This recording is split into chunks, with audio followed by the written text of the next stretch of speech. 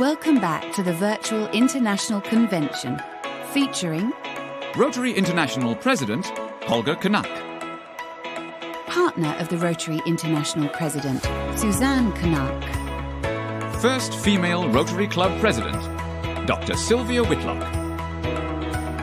Rotary International President nominee, Jennifer Jones, Trustee Chair of the Rotary Foundation and past President of Rotary International, K.R. Ravindran, General Secretary and CEO of Rotary International, John Hugo, CEO of Shelterbox, Sanj Srikanthan, climate activist and founder of the Rise Up movement, Vanessa Nakate, Emmy-winning journalist Alicia Davis, Rotary International President-elect Sheikha Mehta, Chairman of Eco-Eclectic Tech Group and Rotarian, Dr. Benish Desai, occupational therapist and Rotarian, Sarah Tuberty, hip-hop and classical ballet fusion performance group, Hiplay Ballerinas, and our host, news anchor and Rotarian, Mark Wright.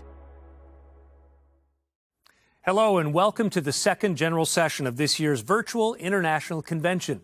Today's session is focused on growth, personal and professional.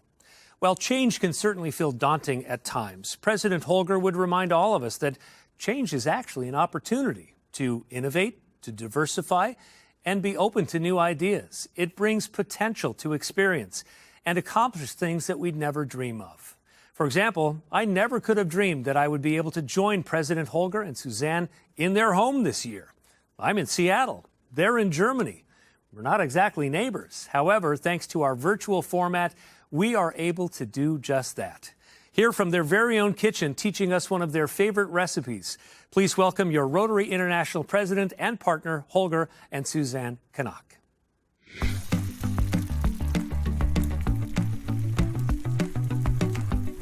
Welcome to our kitchen in Germany.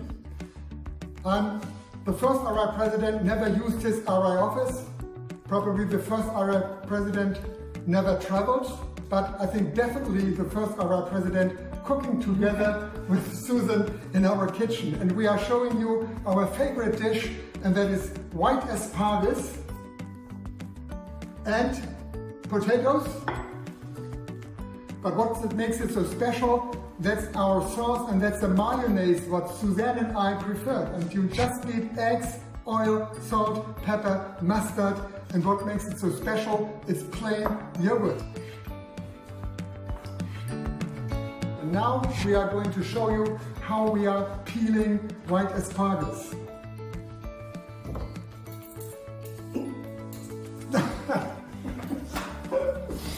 Okay.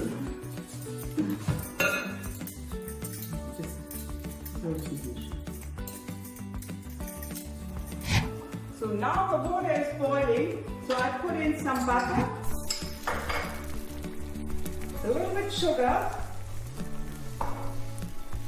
2 teaspoons of salt, and then I throw in, I do it per hand, the asparagus.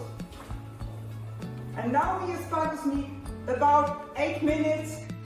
Now I'm showing you how I'm producing my favorite mayonnaise. And this is so delicious, much more delicious if you buy it ready. So the only thing what you need, 2 egg yolks, some half a spoon of mustard, then some salt, of course some pepper, and what is important, lemon or lime juice, as you like it. So now whisking the thing, and this is the most important part. And now this is the secret, working with oil, and you should take rape oil or sunflower oil, no olive oil, because it should be more natural. So drip by drip, very slow. Whisking and very slow drips. It becomes more and more solid. Now you can add more oil. It's not a problem. And now, and that's my favorite, to make it lighter, put please plain yogurt in this. It depends on how soft the mayonnaise should be. Look at that. 1/2 spoon again. Now it's done. So now I think the escargot is cooked. I show it if it's properly cooked, and I put the knife into the escargot, and it has to go through by itself. Yes, it's okay. The escargot is ready.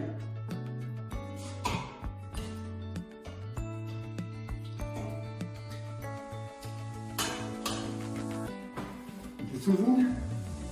So, this is perfect cooked, as you saw.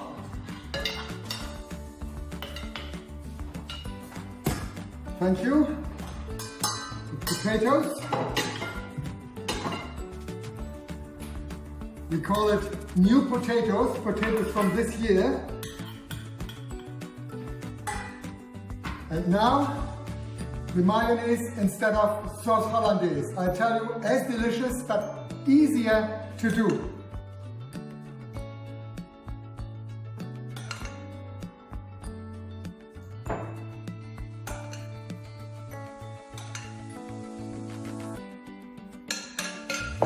And if you want, you can also add some bacon or ham, but that's not necessary. Thank you for joining us cooking together. We are not able to have a meal together, but we had the opportunity to cook together. Thank you very much. Bon appetit! Enjoy. Thank you.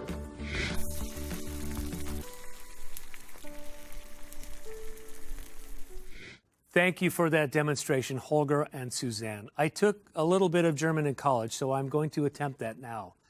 Ausgezeichnet, jetzt habe ich Hunger. Now I'm hungry.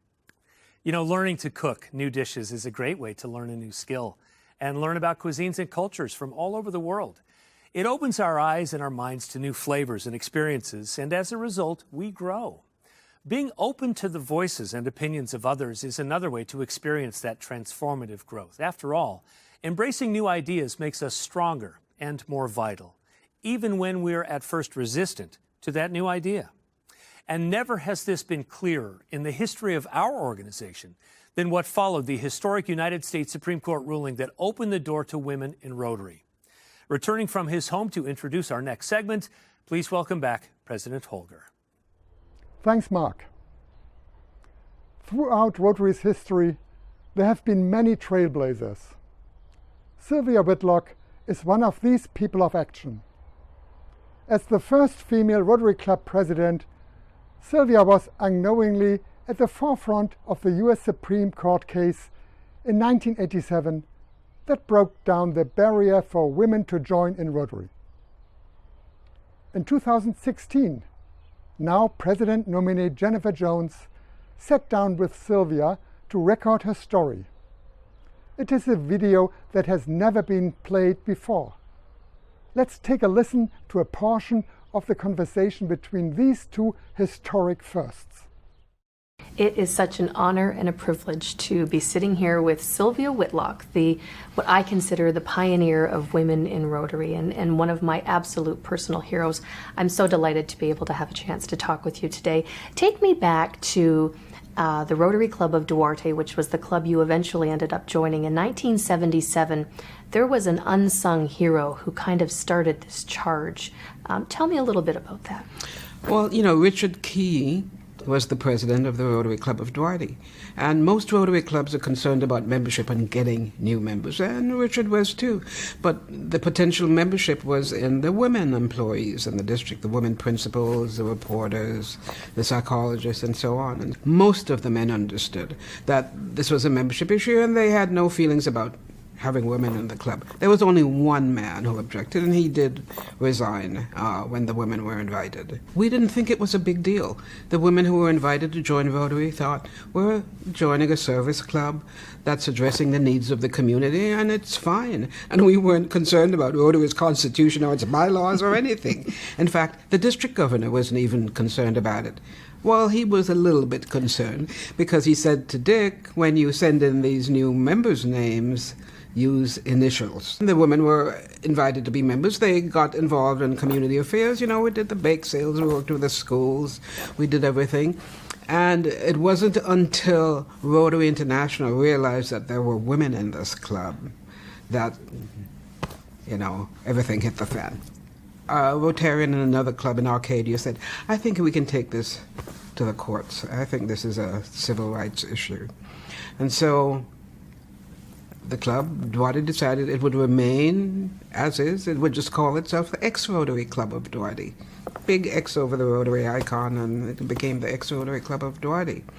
And the attorney proceeded to take it through the courts. It took 11 years. When the Supreme Court ruling happened, did you or any of your club members attend that session where the ruling came down, or was it something that you picked up the phone and heard about? No, I was on my way to school at 7 o'clock in the morning when I heard it on the news. The U.S. Supreme Court today, I almost drove off the road. But that day, I had no idea what the impact was going to be. We didn't know how big it was. You became a district governor. And have been a voice of not only, I think, the female movement within Rotary, but the diversity movement within Rotary.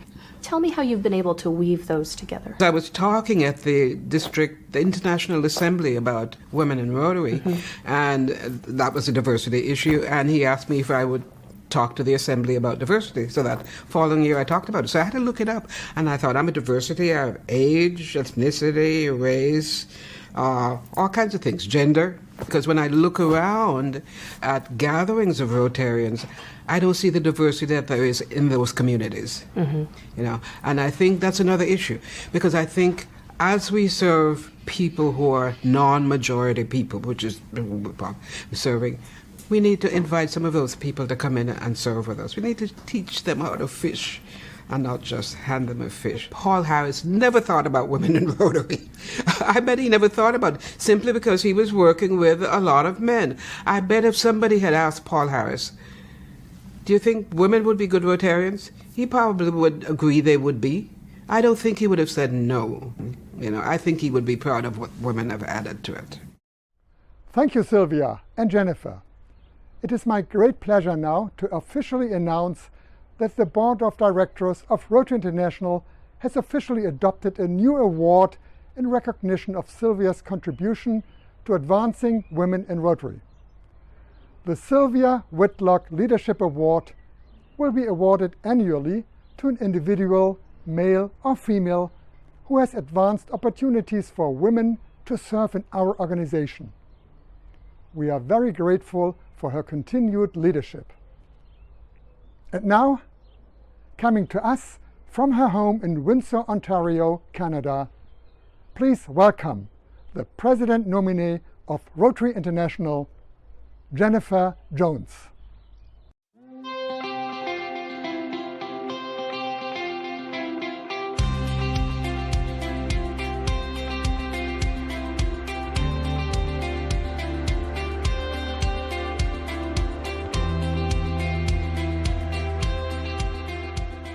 My 10-year-old niece Olivia calls herself a Rotary kid.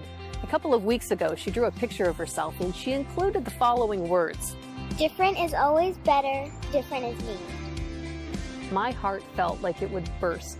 I love that she feels empowered to write those words. Each of us is unique, and that's what makes us special. And in Rotary, we know that our differences really are our strengths. It's our diverse perspective that helps us to tackle the world's most pressing challenges. No matter our background, we are drawn to each other because we know the power of our service. We've all felt it.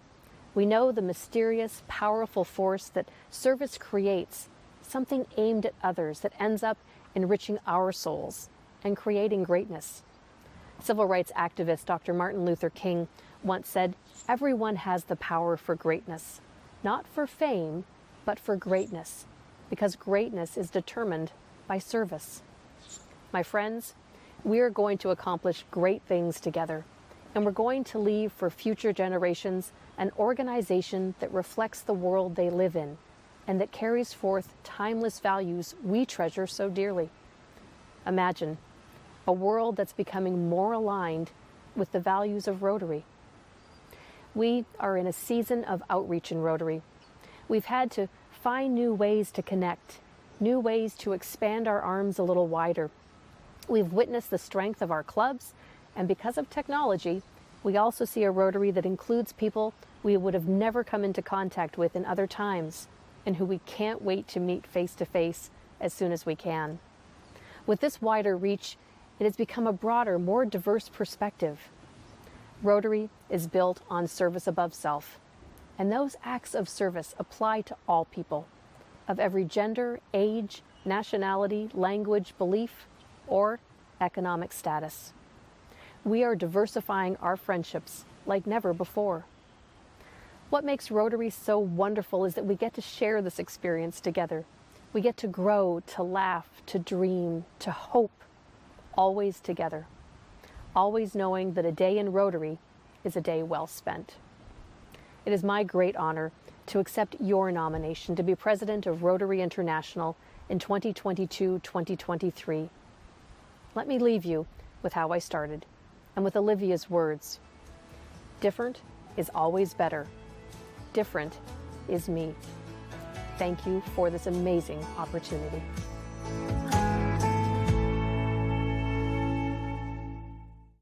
Wow, what an amazing speech, President nominee Jennifer.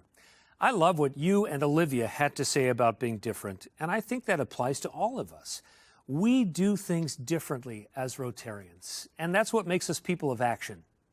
You know, 6 Rotarians were recently honored as people of action, champions of health, in recognition for their work to improve the foundation of good health at home and across the globe. The work of these members has proven especially important and challenging due to the ongoing COVID pandemic. It's now my privilege to introduce one of them to you. Let's watch this brief video highlighting 2021 People of Action honoree and member of the Rotary Club of Timaru, New Zealand, Julie Dockrill. It takes courage, belief and strength to change. I'm a passionate midwife and childbirth educator, given an amazing opportunity to be part of an incredible Trans-Tasman team travelling to Mongolia to introduce a national childbirth education course that has saved lives across the Mongolian landscape. Imagine you are pregnant in Mongolia, wanting to keep yourself and your baby healthy and safe, needing to know what's normal and what to expect. You seek that information, but there is nothing available. It took one phone call to a Rotarian in New Zealand by 2 pregnant ladies in Mongolia, and our course has been conceived. Together with other passionate midwives and a logistics guru, we launched our childbirth education course. At crucial times, the team connected and communicated with major hospitals, universities, health ministries, the rural remote communities of Mongolia and the government. We created translated manuals, embedded curriculums into universities, identified champions and providing teaching and resource materials. Over time, we added obstetric emergency training as we identified critical gaps in knowledge. Our team were inspired by Nelson Mandela's wisdom. Education is the most powerful weapon you can use to change the world. We took an interactive, experiential learning approach that challenged traditional learning styles. However, this created joy, laughter, empowerment and trust amongst the health professionals and wise community leaders who completed the training. They all said, "Thank you for teaching me a different way to learn." The Mongolian champions are nurturing and guiding it towards sustainability. We know that This childbirth education course significantly contributed to a reduction in mortality and morbidity for mothers and babies by 40 to 60%.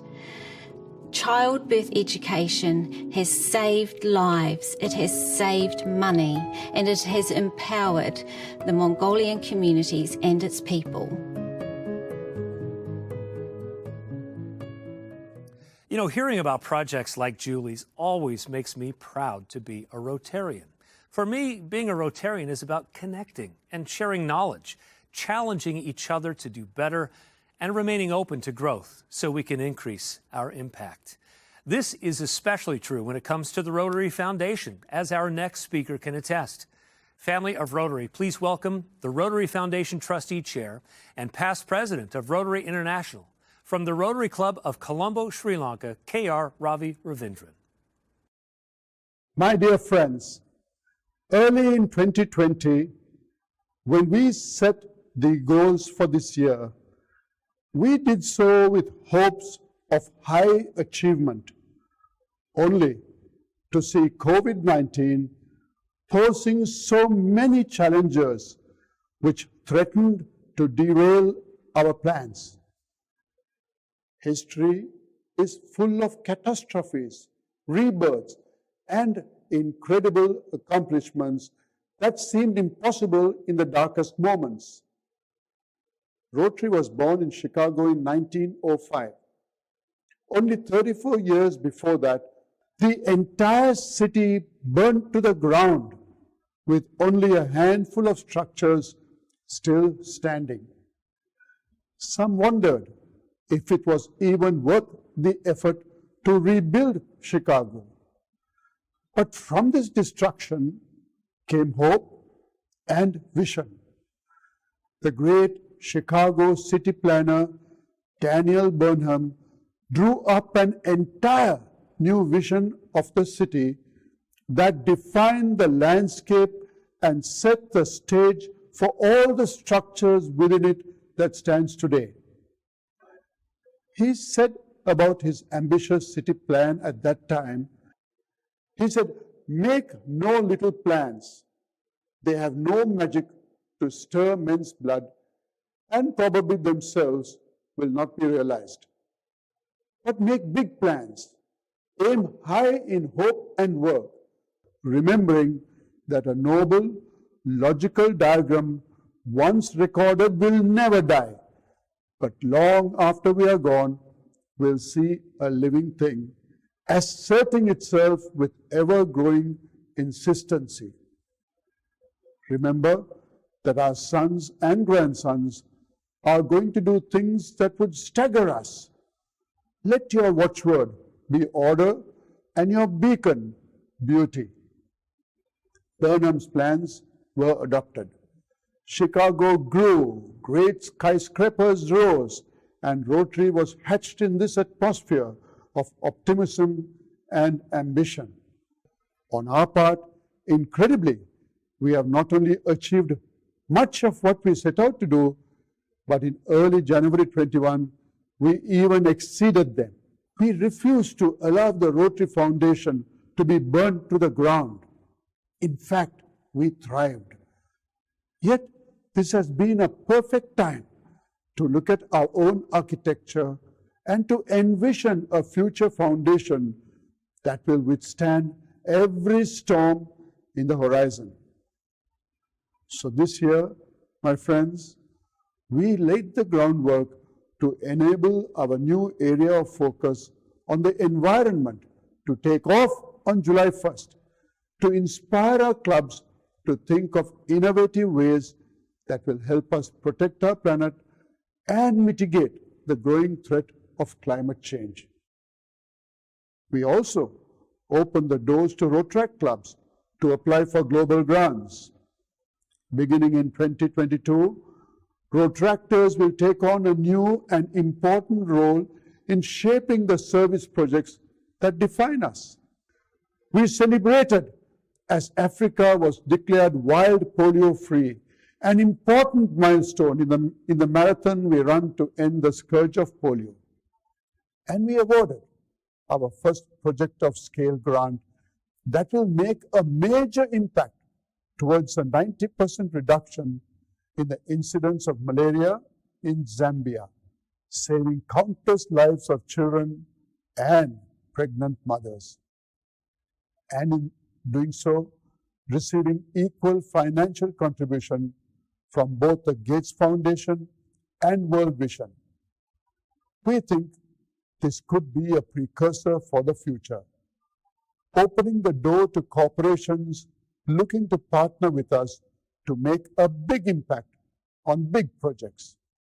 And then I'm bold to tell you that because of an extraordinary pledge by the Otto and Fran Walter Foundation, we agreed to open a new peace center in the Middle East and North Africa region with no cost to us. Amidst all these ambitious steps, we also reflected on the formula we use for global grants, the flagship program of the Rotary Foundation. These grants have been so popular and so successful that we were becoming victims of our own success.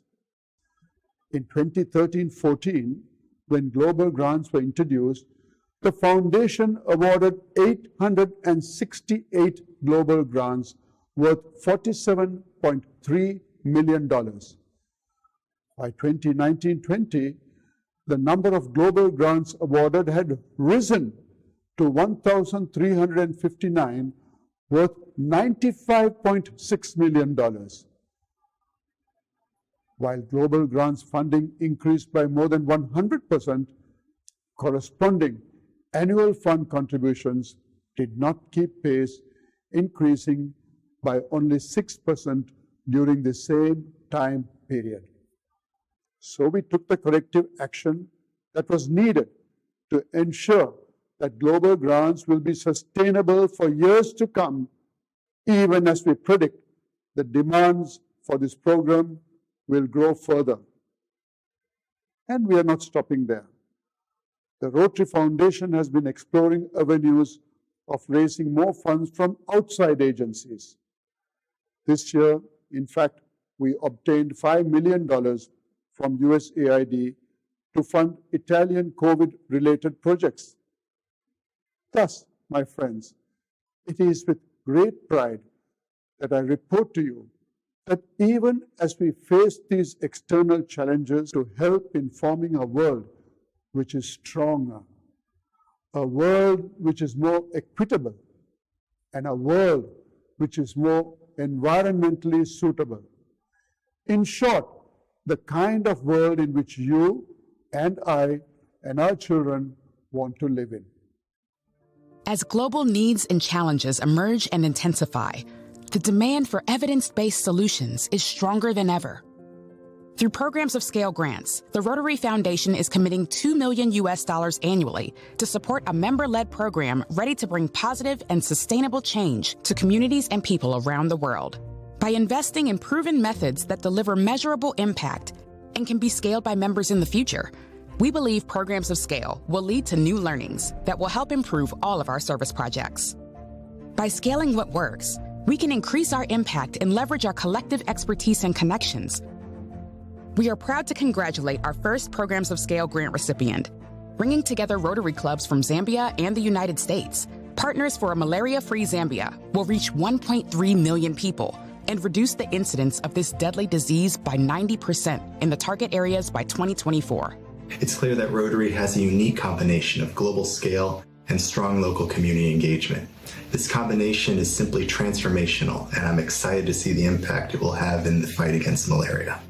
The program has further enhanced Rotary's reputation as a leader in promoting global access to health care and demonstrated that with Rotarians' participation, a malaria-free Zambia is possible and has created opportunities for partnerships and knowledge sharing.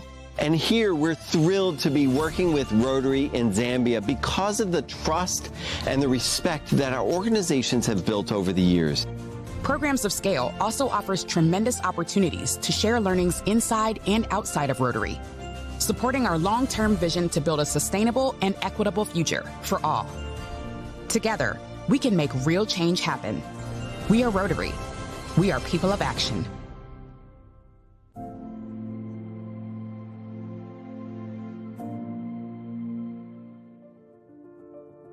And now, I have the great pleasure of sharing with you that the 2021-2022 Programs of Scale Grant Competition is now open.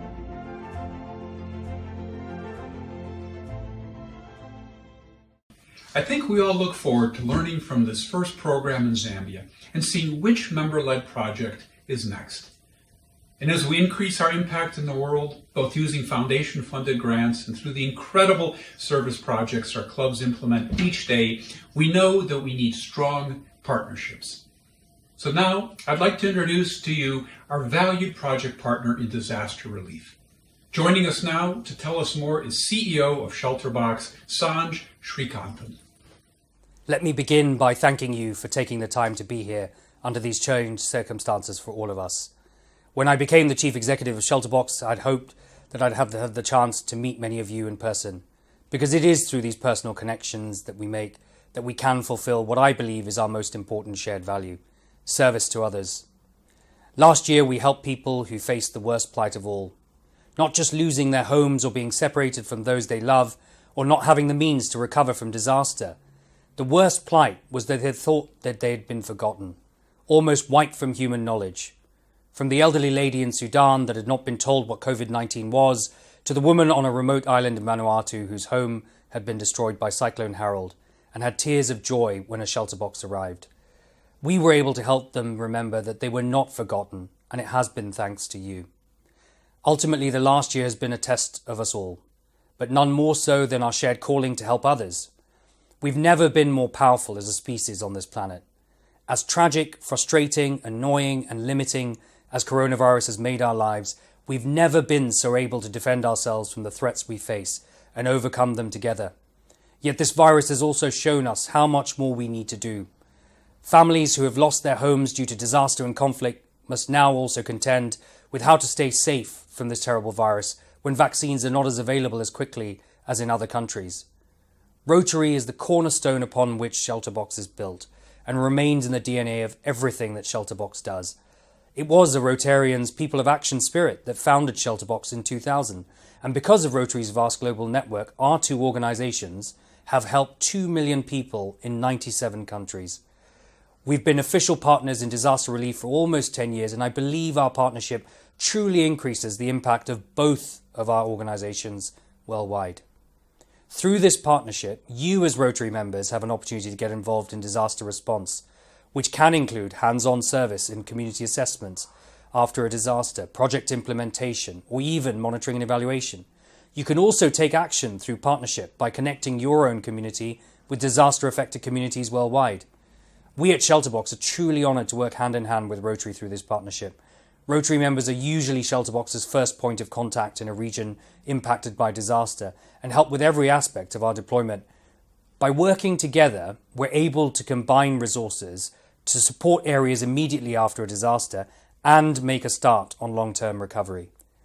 At Shelterbox, we've got the means to be flexible, especially through our global partnership with Rotary, and we have the urgency of humanitarians to reach as many people as quickly and as far as we need to go. Shelterbox is about stepping in where others are often not there to help, and we pride ourselves on being led by people's needs and not funding. Thanks to the generous support of clubs, we can mount fast responses like we did to flooding in Tanzania, conflict-driven displacement in the Sahel and Syria, and typhoons in the Philippines. But the support Rotary members offer Shelterbox is vast, such as joining our Shelterbox response teams and being there in the moment that we distribute aid.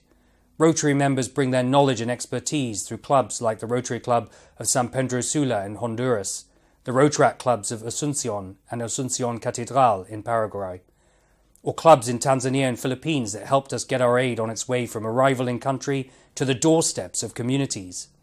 Shelter is now not just a place to call home. It is a place to be safe. Families have moved out of crowded collective centres in India after Cyclone Amphan into our family shelters with cooking sets, water filters and mosquito nets thanks to Shelterbox, keeping them safer from the virus. Together we're getting ready for the challenges to come with increasingly unpredictable weather, changing our climate and testing our ability to respond in more places ever more urgently. Cyclones like Amphan in India and Bangladesh were not the worst thing to happen compared to the rains that followed week in, week out. much worse than a typical monsoon and a growing trend. In other parts of the world, people are fleeing conflict to places with less water than ever. Thanks to our latest water filters from the Safe Water Trust, another Rotarian-founded organisation, they can turn almost any open source of water into safe, clean drinking water. This is what innovation, a passion to serve others, and partnership can achieve. It's not just been about the 200,000 people we helped together last year. It's the 2 million people we helped since a group of Rotarians who understood service to others formed Shelterbox 21 years ago. There is so much more that will be asked of us in the years to come. We will be reminded of our shared values time and time again and tested to live by them. I'm incredibly proud of what we've accomplished together, and I'm ready to stand with you to change the world for the better for families affected by disaster and conflict. Thank you. Thank you, Sanj. As a Rotarian, I am so appreciative of our partnership with Shelterbox and all that we've been able to accomplish together. As Sanj said, there is so much more that will be asked of us in the years to come, especially when it comes to one of the most pressing issues of our time, the environment. Here to tell us more is climate activist and the founder of the Rise Up movement, Vanessa Knaack. Hello, I would like to thank Rotary International for inviting me to address this year's Rotary Virtual International Convention. I would also like to thank my father. From 2017 to 2018, my father served as the president of the Rotary Club of Bugolobi, Kampala. Watching him work as the leader of the Rotary Mission Green, a project that saw his and various communities across Uganda planting trees, sowed a seed that made me decide to be a voice of change. His courage and action inspired me to find my voice, to stand up for what I believe is important, and to become an activist. During my childhood, I had my father and others talk about the rain and how it had always fallen and how the farmers could count on the rains to sustain their fields. But things were changing.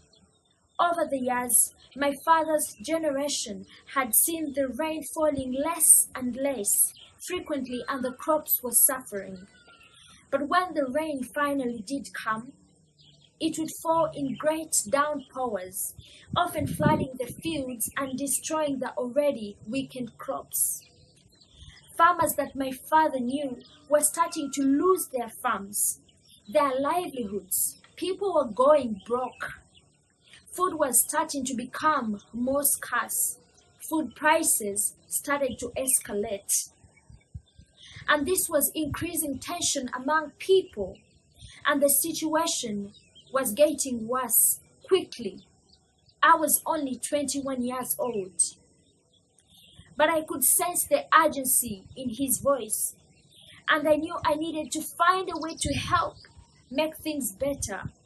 I started to carry out research about the changes in weather patterns.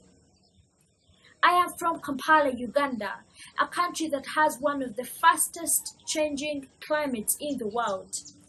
As I grew up, I studied more and more about how the climate crisis was already ravaging vast parts of the African continent, which is tragic and ironic when you think about how Africa is the lowest emitter of CO2 emissions of all continents except for Antarctica. Each year, the entire continent of Africa contributes less than a third of the CO2 emitted by the United States. Historically, Africa is responsible for only 3% of global emissions, and yet Africans are already suffering some of the most brutal impacts fueled by the climate crisis. Rapidly intensifying hurricanes, devastating floods, and withering droughts. This is not just about the weather. This is about people. Many Africans have lost their lives, while countless more have lost their homes, farms, and businesses. And as we continue to heat the planet, the situation in Africa continues to get worse. Cyclone Idai was one of the worst cyclones to affect the African continent, ripping apart and flooding large parts of Mozambique, Zimbabwe, and Malawi. The strong winds and heavy rainfall left more than 1,300 people dead and many more recorded as missing. It also left an economic crisis. Last year, the water levels of Lake Victoria rose as a result of heavy rainfall in East Africa. Homes were flooded, farms were washed away, people were displaced, toilets were submerged, leaving a water crisis. East Africa was invaded by swarms of locusts brought on by heavy rainfall and abnormally warm temperatures. The locusts ate everything in their path. Crops were devoured, threatening the availability of food for the people in the region. Last year in September, massive flooding in Sudan killed nearly 100 people and made thousands homeless. The Nile regularly bursts its banks and farmers rely on the flood waters to create fertile land. But people who live along the Nile say they had never seen nor experienced anything like the extent of last year's flooding. Southern parts of Africa have experienced terrible droughts that are leading to food insecurity and water scarcity. The water levels of Zambezi River, Lake Chad, and Victoria Falls are lower than they have been for decades. Lake Chad specifically has shrunk to a tenth of its original size in just 50 years. Over 5 years of drought in countries like Somalia have left almost half of the population with little to eat or drink, and half of Nigeria has no access to water. And according to Oxfam, 12 million people in Ethiopia, Kenya, and Somalia are in dire need of food. But with the rising climate-related disasters, this will only get worse. The droughts and floods have left nothing behind for the people, nothing except for pain, agony, suffering, starvation, and death. For every 1% increase in drought, there is a 2.4% decrease in agricultural output. Again, these are not just statistics. Less rain means farms will collapse. That means people will lose their livelihoods. Less rain means children will go hungry.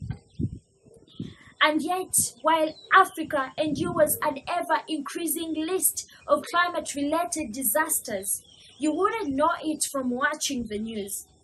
While the African continent is on the front lines of the climate crisis, it is not on the front pages of the world's newspapers.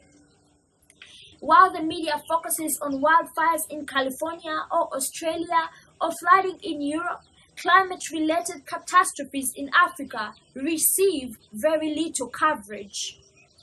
What is the main response from the developed countries for the social and economic crisis fueled by the burning of fossil fuels? Greater and greater investment in the extraction of fossil fuels.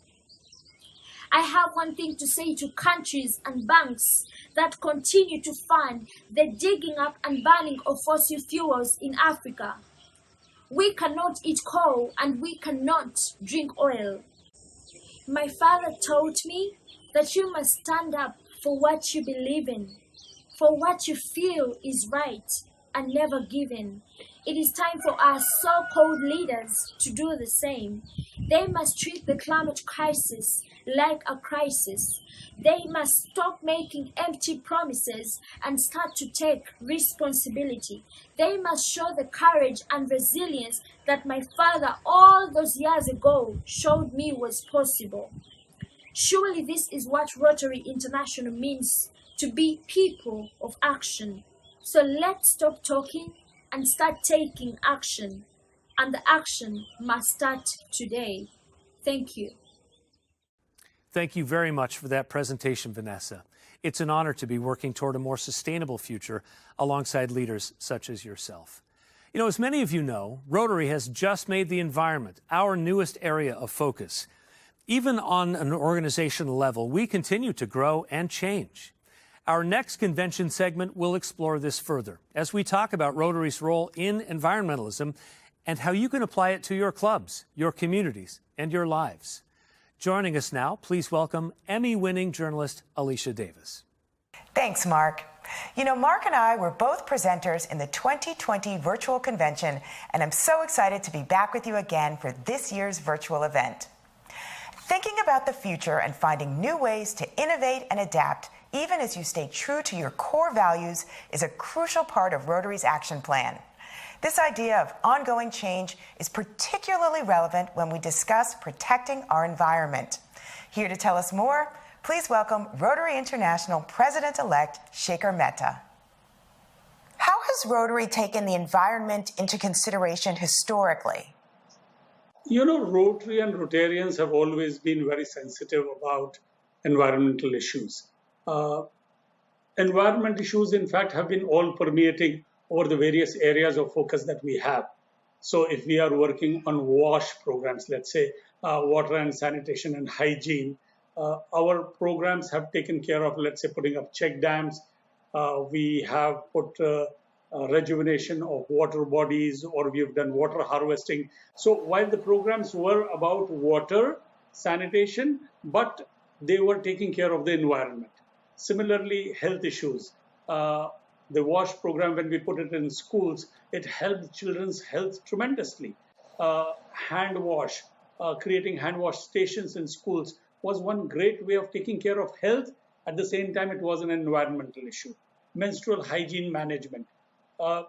Creating the program for menstrual hygiene management is a health program, but at the same time, making them reusable and with those no plastic covers, etc. So they become so environment friendly.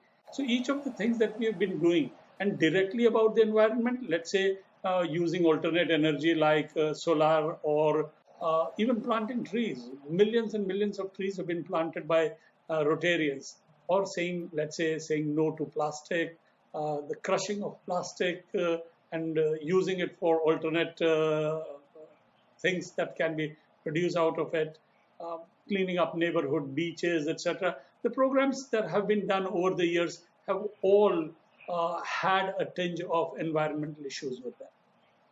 So it's been a part of what you've been doing for a long time. And now, how does being environmentally responsible lead to new business opportunities? Huge, I would say. It's a new area and a lot of people are trying to do a lot of things. Alternate energy is a big deal. A lot of work that can be done, solar energy, wind energy, even smaller things like, let's say, menstrual hygiene management. There could be a group of self-help women who form a group. They start the enterprise, they manufacture the pads. Then there are women who go and do the marketing of it. And then the users themselves are also women. These may be small enterprises, but very useful in rural areas and remote areas of the world. Impact on healthcare itself because of environmental issues can be so much. There can be such billions of dollars of savings because of the amount that we save on healthcare. Tree fruits, for example, being given to villagers and they're planting those trees. Also, sustainable business has led to savings in the business of people, and money saved is money earned. And there are so many other things that are coming up, for example, recycling of waste, organic stores, I would say energy audit. These are other things that are growing up because we are focusing on environmental issues. So big things, big savings can be done when we work towards the environment. It really connects to everything. It does. It does. The environment is all around us and it does connect us. Thank you, President-elect Shekhar. It's great to hear how the environment has long been a part of Rotary through your areas of focus. Something I'd like to return to is what you said about recycling plastic to make alternate material, this notion of reusing waste. Chairman of the Eco-Eclectic Tech Group and member of the Rotary Club of Surat, Riverside, India, Dr. Binish Desai has been doing just that. Binish has been using waste to make eco-friendly materials, both protecting the environment and opening employment opportunities within his community. He is a shining example of a Rotarian taking action to do good in the world. Building on what President-elect Shaker said, he's with us today to tell us more about Rotary and the environment. Thank you for joining us, Binish. You've been connected with Rotary for quite some time. How did your journey start? So my journey started at a very young age. I'm a second-generation Rotarian, so I have grown up around Rotary. But the real journey actually started at the age of 11 when I invented my first brick. And then I changed it into my startup right after my Rotary Youth Exchange. But that's where I learned that I could pursue this as my career. So I came back home, and at the age of 16, I founded my first company of making these bricks. And the journey has been exciting ever since then. And what I've been doing is we convert waste into eco-economical and social innovations. We make more than 150 products out of waste, and being a Rotarian, that has helped me create a lot of change and live up this dream, made be through the projects that we do with waste or creating an impact in rural India. And when you began your journey, people were shocked that you wanted to work with trash and garbage. What is the value in seeing things that others don't? When I started my journey, people thought I was crazy, because coming from a small town and working with waste was a taboo back then. And that kind of created people being skeptical about, hey, what can be done out of it? But I've always believed that nothing in this world is useless. What can be a waste to you is someone's asset. And that kind of always believing in that idea helped me understand that the concept of waste does not exist in nature. It is us humans who have created it. So it's our responsibility to get rid of it sustainably. And sticking by that idea, and with the Rotary Youth Exchange experience helping me have that strength to follow my dreams, kind of made me stick by no matter what hurdles I got, overcome those challenges and be where I am today. And what advice do you have for Rotarians who'd like to make sustainability a priority in their service projects? Please do so, because today it's very much important for us to start having an action plan for sustainability, to be able to create an impact in our communities. Talking about climate change is more important than ever before. If you need any kind of help, let's connect all of us together. Let's all Rotarians join hands towards creating sustainability as one of the key understanding of how we can change our communities. As I said earlier as well, that it's very important for us to start taking action for creating an impact in the society through environment, and it's much more with Rotarians now joining hands as one family. And that's the best part about Rotary. And through this, and with youth now getting involved, with a lot of people now being aware of the sustainability and being very cautious about the environment, I see a much larger impact. I see in fact Rotary being one of the leaders and leading change makers in climate, in the fight against climate change. And I think that's something that I really look forward to for Rotary in the next 5 years. Thank you, Binish and President-elect Shaker, for your insights. It's so exciting to hear about what Rotary is doing to protect the environment. I would like to encourage you, our viewers, to consider what you can do to live sustainably. What actions can you take within your Rotary clubs, in your communities, and in your own lives to help protect the environment? Let's work together to make a difference and preserve our planet. Thank you.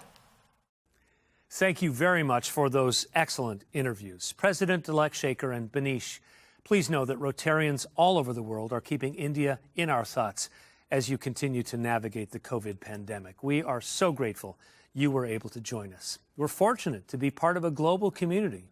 You know, we support each other however we can in good times and in moments of crisis. That's what makes Rotary so special. Our next speaker has witnessed this herself and has personally experienced how this sense of community can change lives. Here to share her story, please welcome occupational therapist and member of the Rotary E-Club of Silicon Valley, Sarah Tuberty. My mother raised me in a Rotary world where I grew up going to Rotary Club meetings in service projects, and different district level events.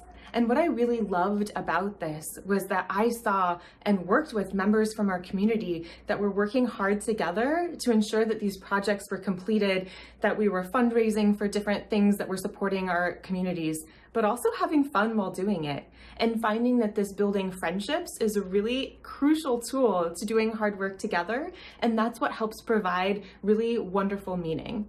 As I grew up, I became a Rotary Youth Exchange student and spent my junior year of high school abroad, and I became really connected to all of these really incredible individuals from lots of different countries that were then able to teach me about what are their values and what is it that they find important, what are the things to really celebrate for who they are, and the things that they had found really passionate and the projects that they really believed in. And then we became really good friends in becoming really well connected and hearing and learning. And then I feel this connection to who they are and they feel connected to who I am. On my return, I became involved in various Rotary programs. I started with Interact and then became a member of Rotex and Rotaract, and now I'm a full-fledged Rotarian. And these were really impactful for me, as all of them gave me a variety of different professional development opportunities. I had really incredible mentors who helped teach me to really think critically about the world that I was in and to help think about what are the things that are really needed, to help listen, to help really see and identify what are the needs and what are ways that we can work together to help address them. I loved that these programs helped create spaces for myself to find my voice and to really follow the projects that I was passionate in, and to really become connected and develop really good friendships with individuals to help, so I could help support them in their projects. They could help support me in the projects that I was involved in, and then how can we work together to help just create positive impact in our communities. And as a member of both the disability community and the Rotary community, I was able to find ways to bring both of these together to help create projects such as an accessible playground. And while engaging in the various fundraising opportunities and helping to sit at the table and provide input on what were the different components for what was needed to be included in an accessible playground, we were helping to educate ourselves and those around us as far as what is the disability community and what are some of the barriers that they're facing that limits their access, and what are things that we can do to help remove those barriers. Because when we have access, we as people can engage in all of the things that we find meaningful, that we need to and want to do throughout our lives. And this is really the power of Rotary, is collaborating with each other and connecting with each other and our communities to help create positive, impactful change.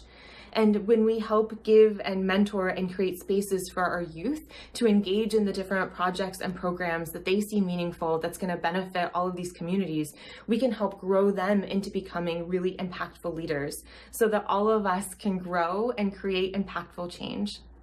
And we do this best when we work together. Sarah, thank you for that wonderful personal presentation. And now, dear friends, I have the great honor and distinguished pleasure of reading a message to all Rotarians from His Holiness Pope Francis. I send cordial good wishes to all taking part in the 2021 Rotary International Convention, to be held virtually from 12th to 16th June. In light of the need for greater fraternal solidarity among all the members of our human family in facing the challenges of a post-pandemic world, I encourage all Rotarians to place their particular entrepreneurial expertise and generosity at the service of each of our brothers and sisters, especially the most vulnerable. Upon those participating in the convention, I gladly invoke God's blessings of wisdom and peace. Signed, Franciscus P.P. We would like to thank His Holiness Pope Francis for taking part in our virtual convention. We're just about at the end of today's program, but before we bring this session to a close, we have some really exciting entertainment to share with you. the Hipley Ballerinas. Based out of the Chicago Multicultural Dance Center in the USA and specifically designed to bring the art of ballet to all, Hipley is a fusion between classical point technique, hip-hop, and a variety of other urban dance styles. It is this fusion that makes them the perfect fit for our session about growth. Family of Rotary, the Hipley Ballerinas. Hi, we're Hipley Ballerinas and we're from Chicago, Illinois. And we're so excited that Rotary International has invited us to participate in this virtual convention. And we would like to say thanks to all the Rotarians across the globe for doing good in this world. We're proud of what you do in making the world a better place.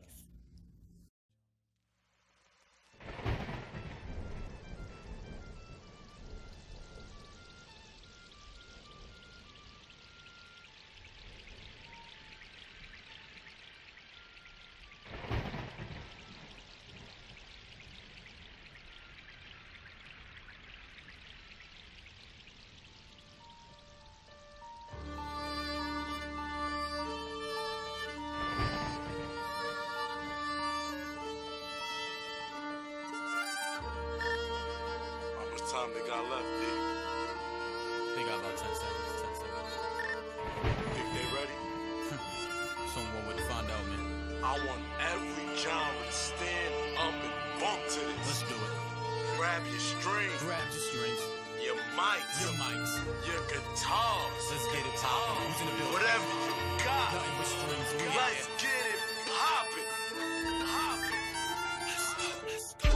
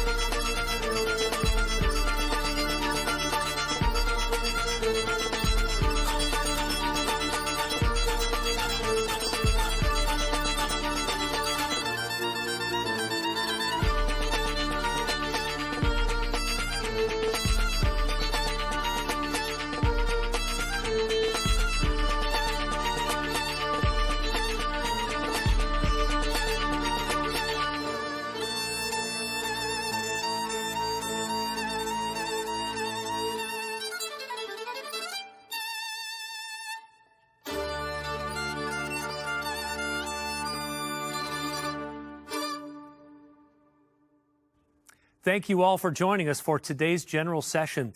Our next general session will take place in a few days on Wednesday, the 16th of June. But between now and then, please enjoy our virtual platform, earn some badges, try one of our trivia games, and network with Rotarians from all over the world. I encourage you to make the most of our virtual format, learn new skills, and grow. See what I did there? See you next time.